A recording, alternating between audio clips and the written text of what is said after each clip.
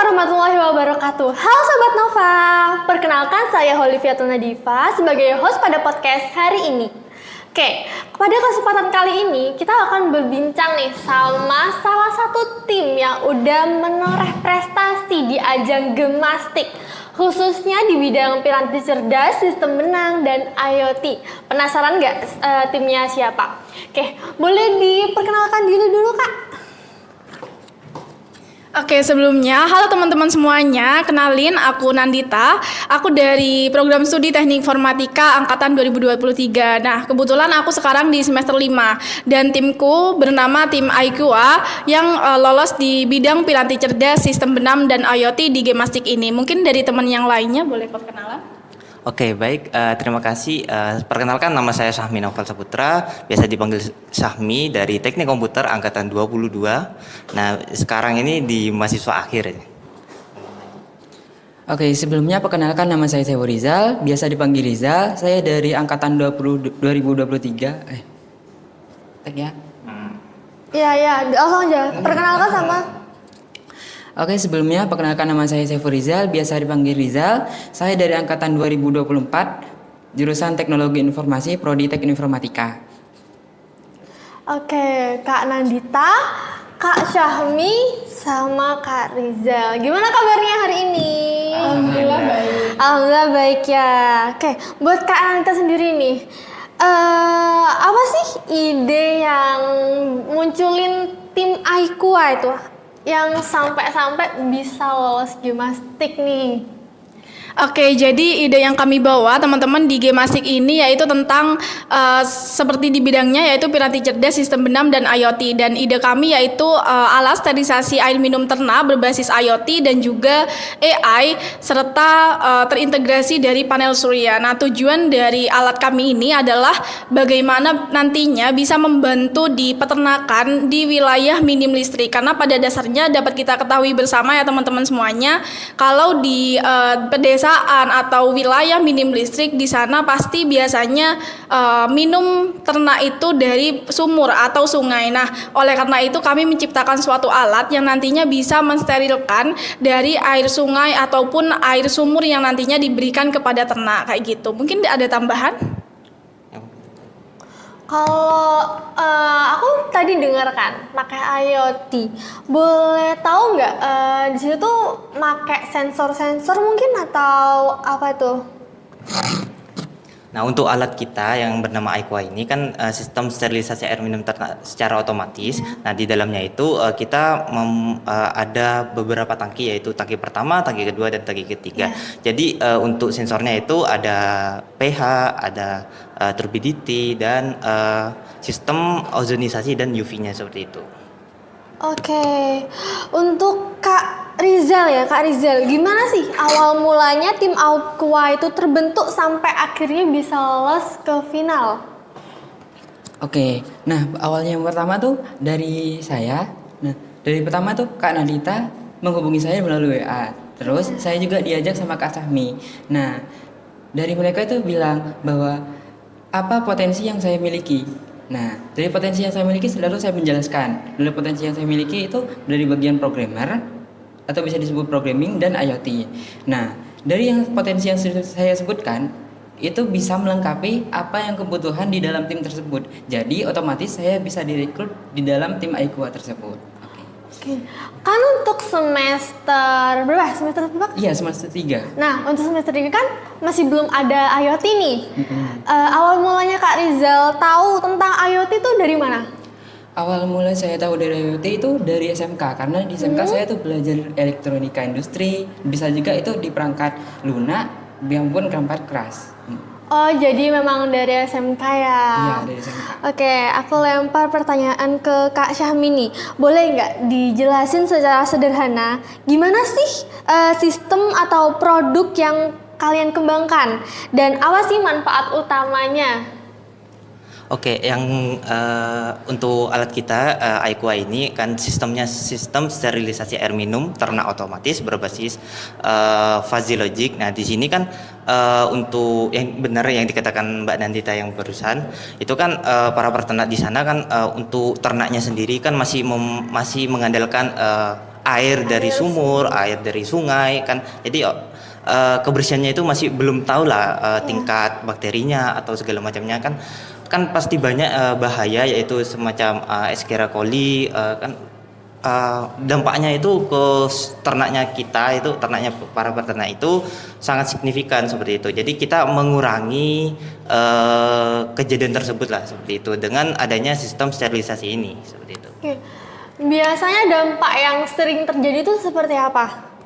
Kalau dampaknya sih banyak sih, seperti ya jatuh sakit, kan harga sapi, misalkan harga sapi kan turun drastis karena penyakit atau kena bakteri seperti itulah. Kita kan awalnya cari dulu akar permasalahannya itu di mana kan. Ya salah satunya ya di air kan, untuk makan atau minumnya seperti itu. Jadi kita istilahnya itu mengurangi lah seperti itu. Jadi kayak agar menjaga kesterilisasian. Oke, untuk Kak Nandita nih, kan Kak Nandita tuh sebagai ketua tim ya di sini. Gimana sih prosesnya Kak Nandita dalam membagi peran hingga akhirnya bisa menemukan suatu ide nih dan menyatukan ide-ide tersebut nih? Gimana tuh? Oke, mungkin kebetulan ketuanya sekarang Saiful Rijal ya teman-teman. Dan memang pada awalnya ketuanya saya sendiri, tapi pada akhirnya saya memutuskan bahwa Saiful Rijal yang ketuanya, karena kami ada 2 tim yang mengikuti Gemastik dan yang lolos yang 1 kayak gitu. Nah, kebetulan untuk pembagian timnya ini kita kan bertiga kayak gitu. Gemastik maksimal 3 orang. Nah, pastinya di awal kita sudah membagi, karena setiap orang punya passionnya masing-masing kayak gitu. Entah itu misalkan di bagian proposal itu saya semuanya yang pegang, di bagian alat itu Kak Syahmi, dan juga di bagian programnya itu Saiful Rijal kayak gitu. Nah, gimana caranya kita itu dapat tim atau dapat anggota itu yang sama-sama berkontribusi di sini, karena kita kan satu tim gitu, nggak boleh menyusahkan antar anggota kayak gitu teman-teman. Dan biasanya kebanyakan kalau ikut perlombaan dan ikut lomba-lomba di luar sana itu pastinya kan bertim kayak gitu, nggak mungkin kita sendiri, karena maka dari itu kita harus memanajemen waktunya itu bisa kayak gitu. Meskipun kita dari berbeda angkatan, aku dari 2023, Kak Syami dari 2022 dan Saiful Rijal dari 2024. Nah, tapi kan kita sama-sama di sini saling sama-sama belajar karena kita pada dasarnya manusia saling membutuhkan satu sama lain kayak gitu. Dan kalau kita berniat untuk mengerjakan dengan sungguh-sungguh, insya Allah akan mendapatkan hasil yang maksimal. Dan itu bisa kita lihat dari kita sekarang yang bisa lolos di final Gemastik di tahun ini. Dan alhamdulillah jadi satu-satunya tim yang lolos di Gemastik di Politeknik Negeri Jember kayak gitu. Wah, keren sekali ya. Ini bisa dijadiin inspirasi nih buat teman-teman semuanya. Oke, keren banget ya. Untuk Kak Saiful Rijal nih, pasti nggak mudah kan buat perjalanannya, step by stepnya buat sampai final. Nah, menurut kamu nih, ada nggak tantangan terbesar banget yang tim Aikowa hadapi, baik teknis maupun non teknis? Baik dari teknis itu ada beberapa tantangan sih. Nah, yang sedang kami jalanin tuh sekarang dari penentuan atau pembuatan dari fuzzy logicnya itu sendiri, karena itu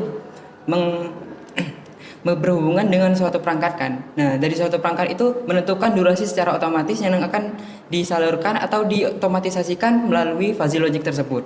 Nah, yang kedua itu secara non teknis. Nah, dari secara non teknis itu kami dari uji labnya itu cara sterilisasinya gimana dan kalibrasi alatnya itu juga bagaimana. Nah, kadang itu kami merasa kesulitan dan kami bisa mengeksekusinya dengan baik karena hasil kerjasama tim yang sangat baik. Oke, boleh di-rating nggak nih tingkat kesusahannya tuh berapa nih? Waduh, dari segi non teknis berapa ini Kak kira-kira? Kesulitan. Tingkat kesulitannya. Oke, izin menjawab ya teman-teman, izin menambahkan dari Saiful Rijal. Kalau yang di sisi teknisnya kan kita kesulitan di bagaimana kalibrasi sensornya. Seperti yang anak-anak IT tahu sendiri bahwasanya kalibrasi sensor itu merupakan hal yang sulit ketika kita membuat suatu alat IoT kayak gitu. Dan juga kita menentukan fuzzy logicnya juga lumayan sulit karena seperti yang kita ketahui materi Fuzzy Logic atau AI itu kalau di teknik informatika itu baru diberikan di semester 5. Dan kebetulan Fuzzy Logic itu akan datang di minggu depan, itu masih aku, belum Rizal dan juga Kak Syami sendiri kayak gitu. Dan untuk tingkat kesulitannya sih ya, kalau kalibrasi itu alhamdulillahnya kita sudah selesai mengkalibrasi, dan mungkin kalau kalibrasi aku kesulitannya 7/10. Tapi kalau Fuzzy Logicnya karena kita belum menemukan gitu ya mungkin 8/10. Nah, kalau di sisi non teknisnya, karena mungkin di sisi bagaimana kita membagi waktunya sih. Kalau aku di sisi non teknisnya itu, karena kan kita antara waktu kuliah, organisasi, kemudian kegiatan di luar, dan juga gimana caranya kita mengikuti lomba. Nah, itu merupakan salah satu kesulitan menurutku. Karena kan kita sebagai mahasiswa biasanya kita selalu sibuk kayak gitu, dari jam 7 sampai jam 5 kita kuliah, kemudian bisa aja malamnya organisasi dan lain sebagainya. Kalau kesulitan membagi waktunya sih menurutku 7/10. Oke, boleh nggak kasih nih tips? Kan tadi aku dengar Fuzzy Logic belum dipelajari kan? Nah, boleh nggak kasih tips gimana sih awal mula belajarnya? Terus belajarnya tuh dari mana? Entah dari YouTube atau apa mungkin? Oke, izin menjawab. Kalau dari Fuzzy Logicnya itu kan kita bertim gitu.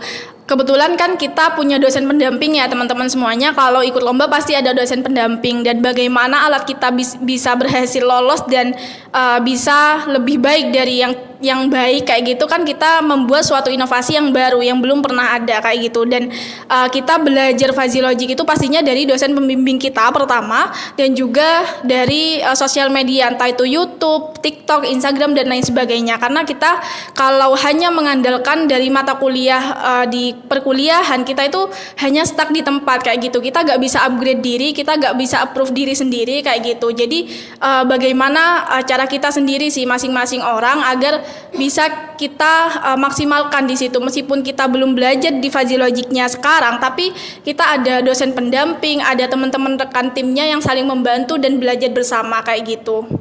Oke. Kalau dari Kak Syahmi nih, apa sih pengalaman yang paling berkesan buat ngikutin ajang Gemastik ini? Baik saat persiapan mengikuti ajang atau saat kompetisi langsung nih? Oke, yang paling berkesan sih ya alhamdulillah saya dapat tim yang sangat kontribusinya itu nyata gitu. Jadi kita udah membagi job desk-nya masing-masing, udah dikerjakan tanggung jawabnya itu sudah lumayan mampu lah untuk tim kita, dan ya untuk menoreh finalis Gemastik ini sih. Oke, aku lempar nih ke Kak Syaiful. Kalau karya ini tuh bisa dikembangkan lebih lanjut nggak? Menurut kakaknya, bidang apa yang paling cocok kalau misalnya emang mau dikembangin? Entah itu dari pendidikan, kesehatan, industri, atau yang lain nih? Kalau dari segi pengembangannya itu bisa dimanfaatkan di daily farm atau ke peternakan yang berbasis industri. Jadi tidak hanya di segi sapi, dari segi tersebut itu bisa dikembangkan kayak peternakan bebek, ayam, sapi dan lain sebagainya. Karena sterilisasi air minum itu lebih dari 60% itu bergantung pada air minum, karena dari air minum tersebut ada terkandung bakteri-bakteri yang menyebabkan atau menjadi penyebab dalam penyakit suatu hewan. Oh gitu ya. Kalau Kak Danita ini, gimana sih kamu tuh ngelihat potensi pengembangan karya Aikua biar dia tuh nggak berhenti di lomba, atau manfaat nyatanya di masyarakat itu kayak gimana? Oke, kalau potensi pengembangan dari Aikua ini pasti kita dapat melihat bersama ya teman-teman. Dapat kita ketahui bersama bahwasannya teknologi yang terbaik adalah sebagaimana teknologi yang bisa bermanfaat bagi masyarakat kayak gitu. Dan kita harapannya nantinya Aikua ini atau alat sterilisasi dari kami tidak hanya diikut perlombaan saja, tapi nantinya bisa langsung diimplementasikan di peternakan secara langsung kayak gitu. Kemarin juga sudah kami mencoba di peternakan di Politeknik Negeri Jember, dan alhamdulillah alhamdulillah alat kami berfungsi dengan maksimal meskipun masih sedikit ada pengembangan di bidang di bagian fuzzy logicnya, tapi setidaknya alat kami sudah membuktikan bahwasannya benar-benar bisa mensterilisasikan air minum dan sudah kami uji lab juga bahwasannya di sana dari standar sterilisasi yang masih belum mencukupi standar air minum peternakan. Di situ air kami setelah diuji lab, setelah dilakukan sterilisasi, alhamdulillah memenuhi standar dari nasional yang menunjukkan bahwasannya alat kami sudah bekerja secara maksimal. Dan harapannya kami juga setelah perlombaan ini kita dapat mengembangkan lebih banyak alat yang sama kayak gitu, bisa diduplikat ibaratnya kayak gitu, agar seluruh peternakan di Indonesia atau di masyarakat sekitar kita bisa merasakan manfaatnya semuanya gitu. Oke, aku pengen tahu nih, tadi kan udah diuji di apa? Lab. Di labnya Poli J nih. Terus aku dengar tadi ada masalah kendala di fuzzy logicnya nih, lagi-lagi fuzzy logic nih. Boleh dijelasin nggak kendalanya itu kayak gimana? Terus dampaknya itu apa? Oke, izin menyangga ya tadi, yaitu lebih tepatnya tadi itu laboratorium kesehatan daerah Kabupaten Jember, bukan di laboratorium Poli J seperti itu. Terus untuk kendala di fuzzy logicnya kan di sini kan masih awam lah kita kan ya, masih awam gitu. Jadi kita masih belum menentukan seberapa efisiensinya fuzzy logic ini ke sistem kita. Jadi di fuzzy logic ini kita bagaimana cara menentukan kondisi awal air. Jadi kita kan para peternak tidak tahu ini bakterinya di air ini berapa, di air sumur atau air sungai kan kita tidak tahu kan ya. Misalkan para peternak ini memakai air sumur. Nah, di situ kita bagaimana caranya mengkondisikan air sumur ini bisa maksimal lah seperti itu sterilisasinya dengan durasi sterilisasi sekian menit seperti itu. Jadi setiap kondisi awal air itu pasti berbeda. Jadi sungai ya pastinya itu kan lebih tinggi untuk tingkat bakterinya. Jadi membutuhkan berapa waktu lama durasi sterilisasinya seperti itu. Berapa persen nih kira-kira dari yang awalnya air sungai sterilisasinya tuh sampai sterilnya tuh berapa persen nih? Oke, untuk kemarin itu di laboratorium Labkesda Jember itu sekitar dari baku mutu air sungai pada umumnya itu di kelas 3 sekitar bakterinya itu ada 200.000 ya kalau tidak salah ya. 200.000 bakteri Escherichia coli atau patogen. Setelah sterilisasi menggunakan alat kita, alhamdulillahnya turun drastis sekitar 70 bakteri ya kalau nggak salah ya, 70 bakteri dan tingkat efisiensinya sekitar 99,93% gitu. Mungkin ada udah. Oke, buat Kak Syamil lagi nih, pesan apa nih yang pengen kamu sampaikan untuk mahasiswa lain yang ingin ikut lomba teknologi kayak gini nih, atau mungkin kayak inspirasi biar mahasiswa lain biar ikut lomba kayak gini juga?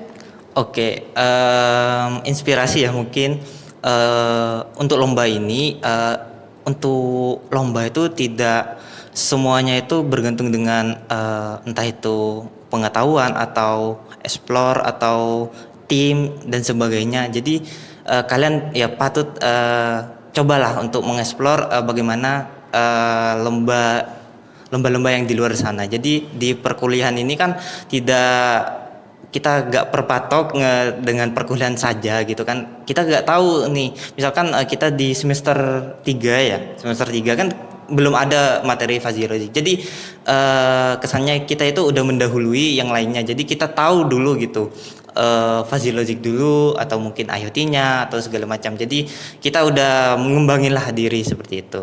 Mungkin ada teman yang lain?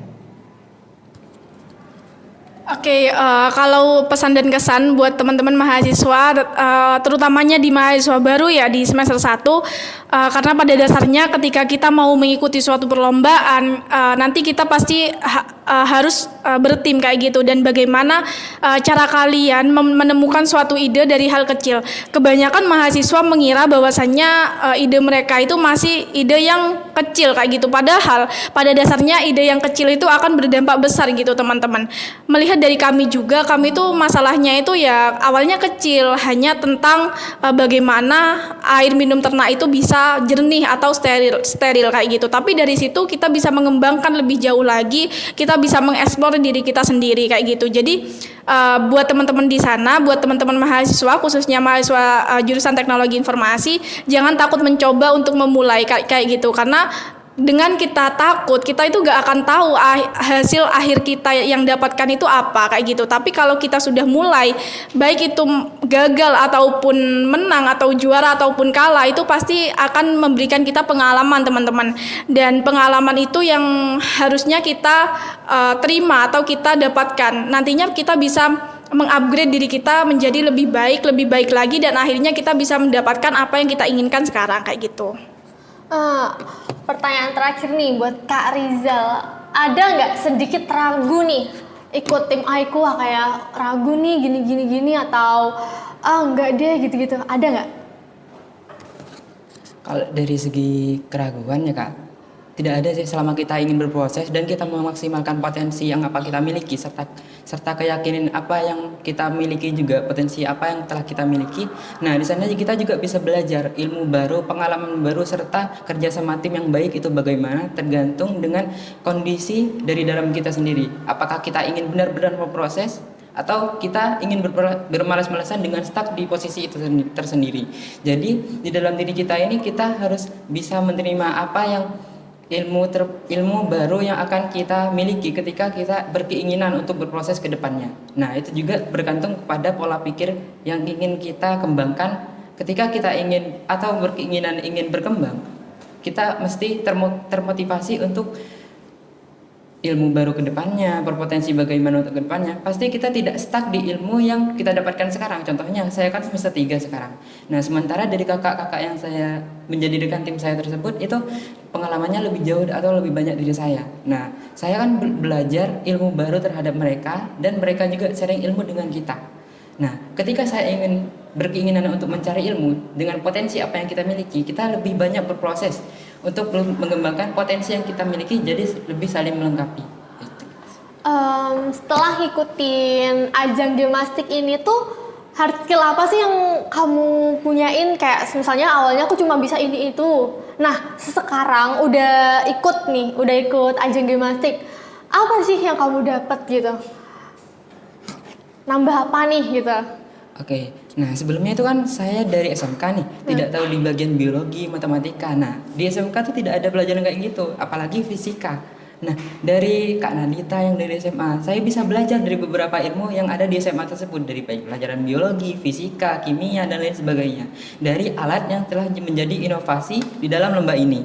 Nah, dari Kak Syahmi juga, dia mengajarkan ilmu yang ada di TKK kepada saya, terutama di dalam fuzzy logic, IoT, dan juga di rangkaian-rangkaian saya juga belajar di mereka, sedangkan saya juga kan dari SMK, dari elektro. Jadi kita bisa sharing ilmu yang ada di SMA dan di TKK juga, saling melengkapi antara satu dengan yang lainnya.